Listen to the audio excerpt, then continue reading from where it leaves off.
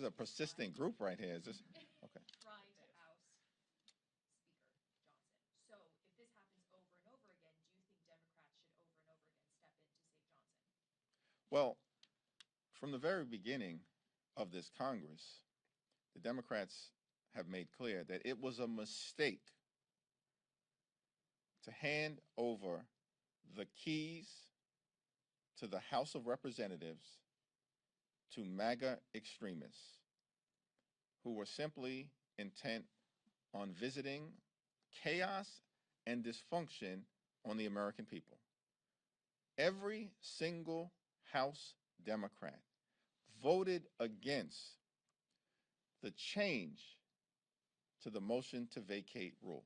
Every single one of us in January of 2023, because we believed it was a mistake to take a loaded gun in the form of the motion to vacate and hand it over to any single individual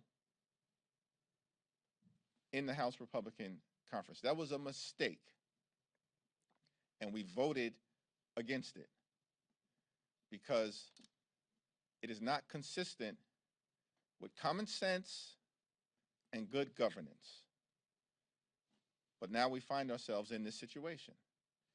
And so we'll have to evaluate what is the best path forward in terms of the motion to vacate as a rule. That's a conversation for another day after the national security legislation is over the finish line, through the Senate, and sent to Joe Biden's desk for his signature. And by the way, President Joe Biden, throughout this process, has done a tremendous job. So do you think Johnson should stay as Speaker then? I don't have a question or a view on that one way or the other, one step at a time in terms of what is in front of us, because what is in front of us is not just a simple day-to-day run-of-the-mill issue.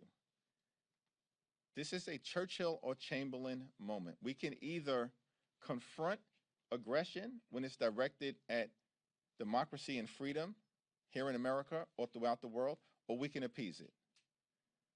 And there are several months that have gone by where pro-Putin MAGA extremists have indicated they want to appease Vladimir Putin's aggression. This is a serious moment. The fate of the free world is actually at stake. It's at issue. It's in front of us. And which direction are we going to go? And so when Democrats repeatedly say, let's deal with the substance first before we address the process questions, we actually mean it.